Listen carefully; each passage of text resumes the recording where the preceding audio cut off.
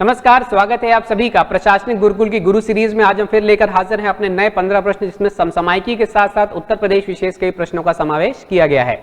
आइए देखते हैं क्या है हमारा आज का पहला प्रश्न। तो आज का हमारा पहला प्रश्न है, हाल ही में चर्चित CPTPP यानी Comprehensive and Progressive Trans Pacific Partnership. तो ट्रांस पैसिफिक पार्टनरशिप पहले भी पूछा जा चुका है, यूपीएससी में भी पूछा गया है और यूपीपीसीएस में भी कि किन किन देशों के बीच में है। तो ट्रांस पैसिफिक पार्टनरशिप का ही जो परिवर्तित रूप है वो है CPTPP। यानी पहले ट्रांस पैसिफिक पार्टनरशिप बना था, इसमें 12 देश शामिल थे। उसके बाद में यूएसए ने इससे बाहर होने का निर्णय लिया और यूएसए के बाहर होने के बाद में ये कहलाया TPP-11। और TPP-11 के बाद अब हाल ही में फिर से इसमें क्या हुआ है कि एक नए देश की एंट्री हुई है, जिसके बाद से TPP-11 का नाम बदल के हो गया है CPTPP, जिस कारण से ये चर्चा में था। आइए देखते हैं क्या है। तो चर्चित CPTPP मुक्त व्यापार समझौते के संदर्भ में सत्य कथन चुनना है। पहला, हाल ही में यूनाइटेड किंगडम की सदस्यता के बाद इसके कुल सदस्यों की संख्या 12 हो गई। तो यूनाइटेड किंगडम हाल ही में नया सदस्य बना है, इस कारण से 12 हो गई। और CPTPP में कितने सदस्य हैं? 12 हैं। दूसरा, भारत और चीन इसके सदस्य नहीं है। ये सही है क्योंकि ये ट्रांस पैसिफिक पार्टनरशिप है, इस कारण से भारत इसमें शामिल नहीं है। हालांकि चीन भी इसमें शामिल नहीं है, लेकिन वो आपके प्रशांत महासागर से सीमा साझा करता है। इसके अलावा ये ध्यान रखिएगा कि रशिया भी इसमें शामिल नहीं है। तो कौन कौन शामिल नहीं है उसकी एक लिस्ट बना लीजिए। यूएसए शामिल नहीं है, चाइना शामिल नहीं है, बड़े बड़े नाम जो हैं आपके, रशिया इसमें शामिल नहीं है, और इसके अलावा अपना इंडिया भी इसमें शामिल नहीं है। तो ये 4 जरूर याद रखिएगा, क्योंकि ये जरूर पूछा जा सकता है कोई भी एक डाल करके कि इसमें कौन कौन शामिल है। तो ये आपको लगेगा कि चाइना और रशिया तो हो ही सकते हैं, यूएसए अगर बाहर भी गया तो चाइना और रशिया भी नहीं है, ये याद रखना है। एक और प्रश्न जो यहां से बन सकता है कि ऐसा कौन सा देश है जो प्रशांत महासागर से सीमा साझा नहीं करता है लेकिन फिर भी CPTPP में सदस्य देश है? तो वो होगा आपका United kingdom. United kingdom Atlantic महासागर के पास में है, प्रशांत महासागर से उसका कोई संबंध नहीं है, लेकिन मुक्त व्यापार समझौते के लिए इसमें शामिल हुआ है। इसके अलावा एक चीज और याद रखिएगा कि सभी 11 देश जो TPP-11 में शामिल हैं वो सभी एपेक में भी शामिल है, यानी एपेक के जो देश हैं वो शामिल हैं। तो अगर कुछ ऐसा कंपैरेटिव 2 स्टेटमेंट देगा एपेक से जुड़ करके, तो ये याद रखिएगा कि एपेक के सभी देश CPTPP में भी शामिल हैं। तो दोनों कथन इसमें सही है, तो सही उत्तर हो जाएगा 1 और 2। अगला प्रश्न, हाल ही में आयोजित संयुक्त कमांडर सम्मेलन कंबाइंड कमांडर्स कॉन्फ्रेंस के संदर्भ में सत्य कथनों का चुनाव करना है। पहला क्या है? इसका आयोजन भोपाल मध्य प्रदेश में किया गया था। तो ये ठीक है, भोपाल में किया गया था। CCC का आयोजन भोपाल में किया गया था, कंबाइंड कमांडर कॉन्फ्रेंस। और इस वर्ष CCC की थीम थी रेडी, रिसर्जेंट और रिलेवेंट। तो ये भी याद रखना है, RRR से याद हो जाएगा आपको। रेडी, रिसर्जेंट और रिलेवेंट आपकी इसकी थीम थी। दोनों कथन सही हैं। अब यहाँ पे जितने भी आपके कमांडर्स हैं किसी भी सेना के हैं, उनकी सभी की बैठक होती है और ये संबंधित सेना के लिए जो भी नए अवसर हैं और नई नई चुनौतियां हैं उनके बारे में ये चर्चा करता है। तो चुनौतियों में इस सम्मेलन में जिनकी चर्चा की गई, तो साइबर सुरक्षा के बारे में चर्चा की गई इसमें। इसके अलावा सोशल मीडिया किस प्रकार से चुनौती बनता जा रहा है उसके बारे में चर्चा की गई, साइबर सुरक्षा और सोशल मीडिया।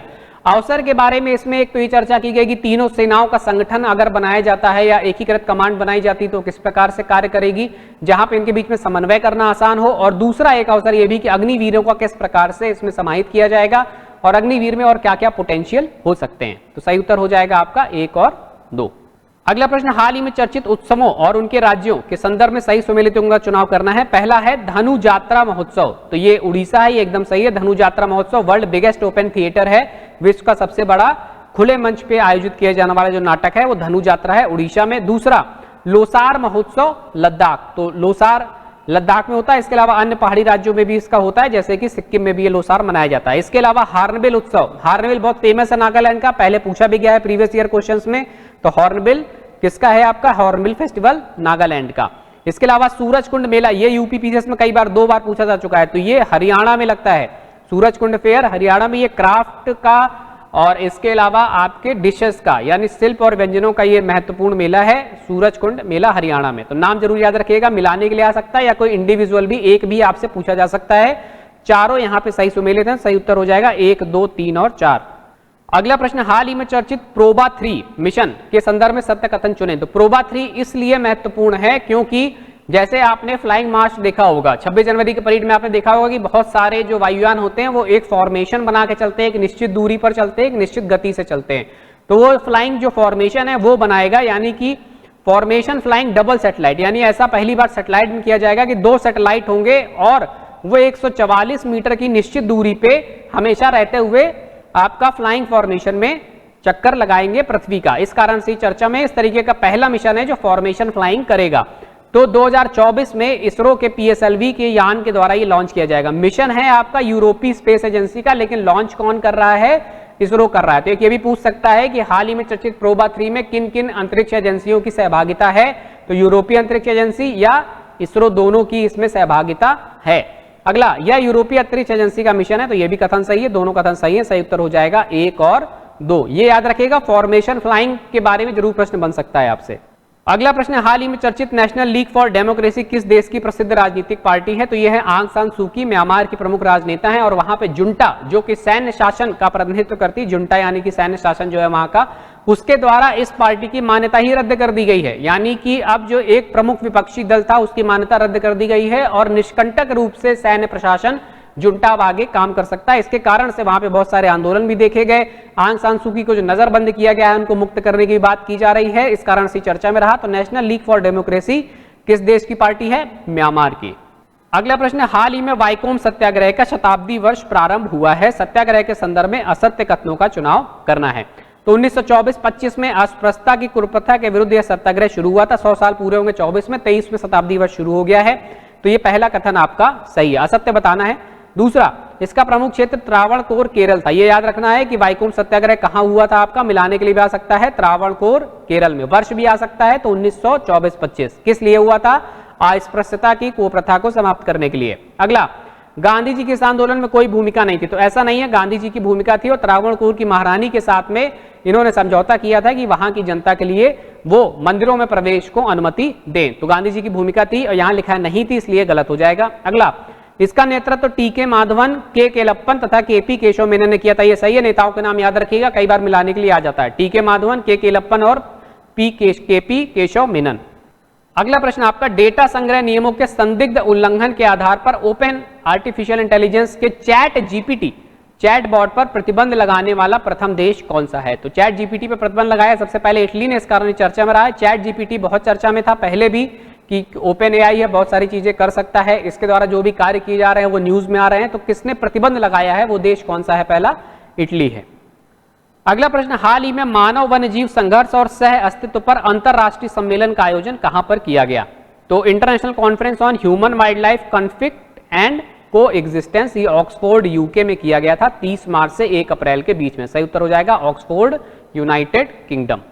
अगला प्रश्न, foundational literacy and numeracy index 2022 के बारे में सत्य कथनों का चुनाव करना है। तो ये जो इंडेक्स है ये किसके द्वारा जारी किया जाता है? इंस्टीट्यूट फॉर कॉम्पिटिटिवनेस के द्वारा ये जारी किया जाता है, ये एकदम सही है। दूसरा, इसमें पश्चिम बंगाल को शीर्ष प्रदर्शनकर्ता का स्थान प्रदान किया गया है, तो ये भी सही है। पश्चिम बंगाल इसमें लार्ज स्टेट्स में पहले स्थान पर है, स्मॉल स्टेट्स जो 11 थे उसमें केरला पहले स्थान पर है, यूटीज में पहले स्थान पर लक्षद्वीप है और नॉर्थ ईस्ट स्टेट्स में पहले स्थान पर मिजोरम है। इसमें यह देखा जाता है कि इंटरनेट और कंप्यूटर की क्या व्यवस्था है स्कूलों में। प्राइमरी स्कूल में प्रति लाख जनसंख्या पर कितने प्राइमरी स्कूल हैं और प्राइमरी ड्रॉप आउट रेट कितना है? तो इन सभी पे जो है प्राइमरी ड्रॉप रेट बहुत कम था, पर लाख पे एजुकेशन स्कूल्स बहुत ज्यादा थे और इंटरनेट कंप्यूटर्स की सुविधाएं स्कूलों में थी। इन सब आधारों पे बंगाल को पहला स्थान दिया गया है। इसके अलावा drinking water, toilet, hand wash facilities जैसी सैनिटेशन की जो सुविधाएं हैं,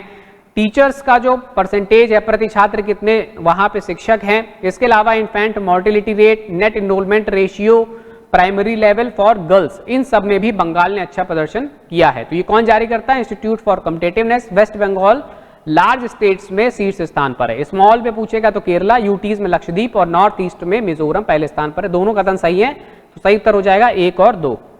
अगला प्रश्न, भारतीय वायुसेना द्वारा विकसित स्वदेशी डेटा लिंक संचार का क्या नाम है? तो वायु लिंक, ये स्वदेशी डेटा लिंक संचार है, यानी ऐसे क्षेत्र जहां पे इंटरनेट की उपलब्धता नहीं हो पाती है, वायुयानों को उड़ानों में दिक्कत होती है, कई बार युद्धक मिशन में भी ऐसी दिक्कत होती है, इंटरनेट संचार बाधित हो जाता है, तो उसको दूर करने के लिए ये जो आपका लिंक संचार कार्यक्रम है वायु लिंक, ये किसके द्वारा प्रारंभ किया गया है? वायुसेना के द्वारा प्रारंभ किया गया है। प्रश्न इस तरीके से भी बन सकता है। इसके अलावा ये भी कि वायु लिंक क्या है, सीधे सीधे ये पूछ लेगा और कोई भी तकनीक इसमें आपको कंफ्यूजन करने के लिए ऑप्शन में डाल देगा। तो ये याद रखिएगा कि वायुसेना का द्वारा विकसित है और स्वदेशी डेटा लिंक संचार के लिए बनाया गया है। अगला प्रश्न, हाल ही में वैज्ञानिकों ने कैंसर के प्रसार के लिए मददगार एजेंटों के रूप में ईसीडीएनए खोजा गया है, वो क्या है? तो कैंसर के प्रसार में क्या होता है कि कोशिकाओं का बहुगुणन होने लगता है, यानी बहुत सारी कोशिकाएं बनने लगती हैं और उसके पीछे जो कॉमन है वो है ईसीडीएनए, यानी कि एक्स्ट्रा क्रोमोसोमल डीएनए। अब इससे मिलते जुलते नाम आपको कंफ्यूजन करने के लिए दिए जा सकते हैं, जैसे एक्स्ट्रा सेलुलर या एक्सटर्नल क्रोमोसोमल, लेकिन ये क्या है? एक्स्ट्रा क्रोमोसोमल, इसका नाम जरूर याद रखिएगा।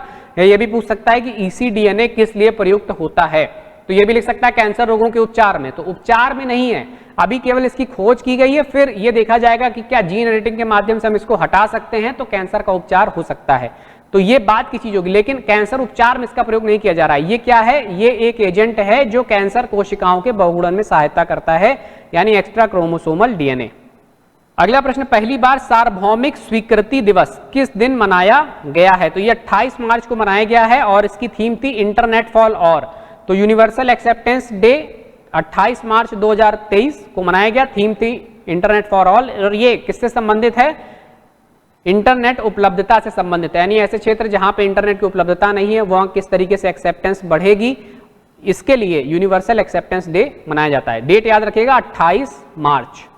अगला प्रश्न, हाल ही में किन्हें एसोचैम, एसोचैम का फुल फॉर्म क्या है? Associated chambers of commerce and industry of India, ASSOCHAM. तो एसोचैम के हाल ही में अध्यक्ष के रूप में किसे नियुक्त किया गया है? तो एसोचैम के नए अध्यक्ष बने हैं अजय सिंह इसके नए अध्यक्ष बने हैं एसोचैम के। सर मैं इसको दोबारा कर रहा हूं, इसको एडिट कर दीजिएगा। अगला प्रश्न है, हाल ही में एसोचैम के अध्यक्ष के रूप में किसे नियुक्त किया गया है? तो एसोचैम क्या होता है? Associated chambers of commerce and industry of India, यानी कि जो भी कॉमर्स एंड इंडस्ट्रीज हैं वो इसमें शामिल हैं, और वर्तमान में 1 लाख से अधिक कंपनियां एसोचैम के अंतर्गत हैं। और इसका ध्येय वाक्य क्या है? इडिएट, इनोवेट और इम्पैक्ट इसका ध्येय वाक्य है। कंपनियों का उद्धार किस तरीके से हो सकता है, उसमें क्या नीतियां अपनाई जानी चाहिए? तो बहुत सारी वाणिज्य कंपनियां और उद्योग कंपनियों के प्रमुख यहाँ पे जुड़ते हैं और आपस में नीतियों संबंधी परिचर्चा करते हैं। तो एसोचैम के अध्यक्ष के रूप में हाल ही में किसे नियुक्त किया गया है? अजय सिंह को। ये अजय सिंह जी हैं जिनको हाल ही में एसोचैम के अध्यक्ष के रूप में नियुक्त किया गया। सही उत्तर हो जाएगा ए। अगला प्रश्न है, हिंदू फोबिया की निंदा करने वाला प्रस्ताव पारित करने वाला पहला अमेरिकी राज्य निम्न में कौन सा है? तो अमेरिका में 50 से अधिक राज्य हैं, उसमें से एक प्रमुख राज्य है जॉर्जिया। जॉर्जिया ने हाल ही में एक जो है रेजोल्यूशन पास किया है जिसमें हिंदू फोबिया जो शब्द प्रयोग किया जा रहा है उसका विरोध किया है। तो इससे क्या हो गया है कि दो चीजें हो गई हैं कि हिंदू फोबिया शब्द जो है उसकी पहचान जो बनाने का प्रयास कर रहे थे वो पूरी तरीके से समाप्त हो गई कि ऐसा कोई भी शब्द नहीं है, और इसके माध्यम से अमेरिका और भारत के संदर्भ भी मधुर हो सकते हैं। तो यूएस के स्टेट ने ये पास किया है, स्टेट का नाम जरूर याद रखिएगा जॉर्जिया, और शब्द क्या है? हिंदू फोबिया की निंदा करने वाला प्रस्ताव है ये। अगला प्रश्न है, पुनः प्रयोज्य प्रक्षेपण यान यानी कि रीयूजेबल लॉन्च व्हीकल के संदर्भ में सत्य कथनों का चुनाव करें। तो भारत जो है वो गगनयान मिशन के लिए अपने रीयूजेबल लॉन्च व्हीकल की टेस्टिंग कर रहा है। इसमें पुनः प्रयोज्य प्रक्षेपण प्रणाली या सभी घटक चरणों के पुनः उपयोग की अनुमति देती है। तो रीयूजेबल में क्या होता है कि कोई भी एक चरण या पूरे सभी चरण जो है वो रीयूज किए जा सकते हैं। तो ये यहाँ पे किया जा रहा है, लेकिन अभी इसरो के द्वारा जो बनाया जा रहा है उसमें केवल आगे वाला जो चरण होगा यानी संयुक्त उड़ान चरण है, इसमें प्रक्षेपण वाहन भी है और आपका दूसरा रॉकेट भी है, लेकिन उसके बाद में रॉकेट अलग हो जाएगा, स्वतंत्र उड़ान करेगा और यही केवल लैंड करता है। तो रॉकेट रीयूजेबल नहीं है, लेकिन जो हमारा प्रक्षेपण यान है वो लैंड कर जाएगा एग्जैक्टली। तो इसलिए ये सही है। तो इस प्रक्षेपण प्रणाली में तो दोनों का यूज किया जा सकता है। इसके अलावा इसरो द्वारा कहां पे इसका परीक्षण किया गया है? चित्रदुर्ग में हाल ही में इसका सफल परीक्षण किया गया। तो 1 और 2 दोनों कथन यहाँ पे सही हो जाएंगे।